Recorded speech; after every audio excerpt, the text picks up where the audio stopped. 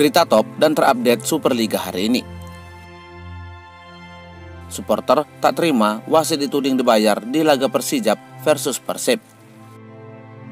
Ramon Tangku jadi bulan-bulanan usai gagal bawa Persib menang versus Persijap. Pelatih Dewa United shock timnya kalah 2 kali beruntun. 5 top skor sementara Superliga musim 2025-2026. Supporter tak terima wasit dituding dibayar di laga Persijap versus Persib. Pertandingan pekan kedua Superliga di musim 2025-2026 antara Persijap Jepara melawan Persib Bandung berakhir dengan skor 2-1 untuk kemenangan tuan rumah Persijap Jepara. Hasil ini membawa Persijap Jepara menempati posisi ke-6 klasemen sementara Superliga musim 2025-2026 dengan total 4 poin. Sedangkan Persib Bandung berada di posisi ke-7 klasemen sementara dengan total 3 poin. Di balik hasil laga ini terdapat momen kontroversial dan dramatis di mana sang pengadil lapangan menjadi sorotan tajam usai wasit menganulir gol William Barros yang terjadi di menit ke-16. Gol tersebut dianulir karena dianggap offside. Posisi Beckham Putra sebagai pengumpan bola disebutkan telah berada di posisi offside, sehingga gol yang dicetak oleh William Barros dianulir oleh wasit asal Jepang Yudai Yamamoto. Namun, di luar dari keputusan wasit, tak sedikit para penonton mengatakan bahwa posisi Beckham Putra belum offside alias masih onside, sehingga gol William Barros seharusnya disahkan dan tidak dianulir. Buntut dari kejadian itu muncul dugaan bahwa sang wasit telah dibayar. Spekulasi ini muncul dari salah satu komentar penonton online. Wasitnya pasti dibayar. Tidak offside menurutku. Nggak offside itu, kacau kamera pendeteksi offside-nya. Nggak di tengah sejajar pemain, susah jadinya lihatnya. Offside apaan? Lah itu kagak offside deh kayaknya. Komentar dari beberapa penonton online dan penggemar sepak bola tanah air. Bagaimana menurut pendapat kalian?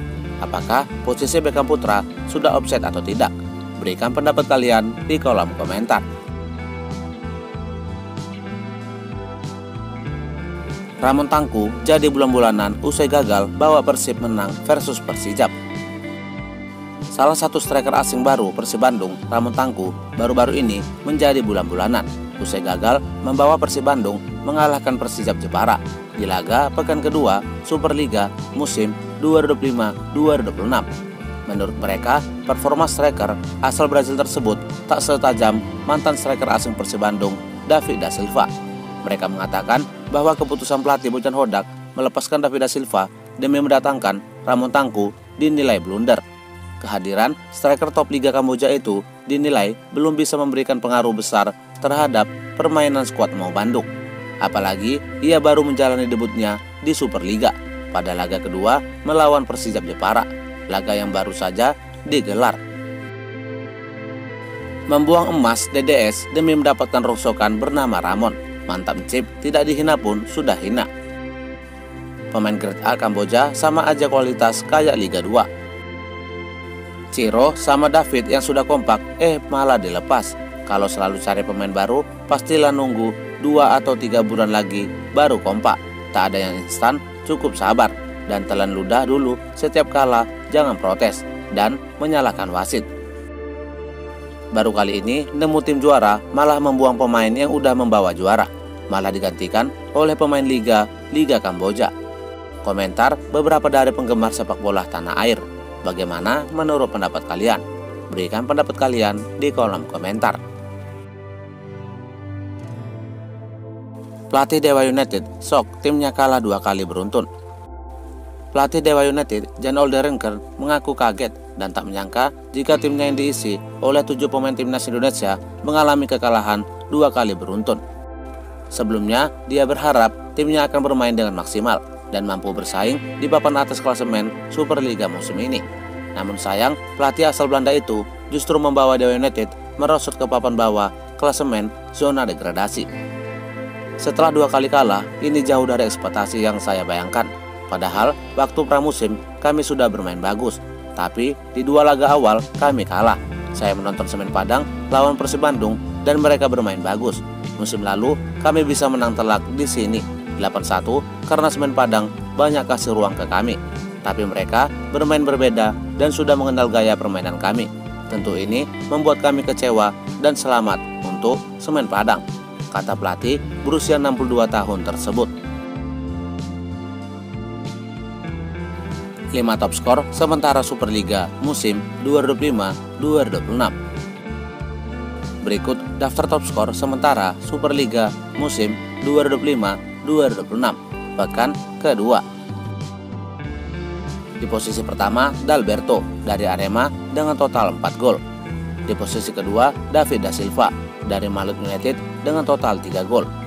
Di posisi ketiga, Alano dari Persija Jakarta dengan total 2 gol.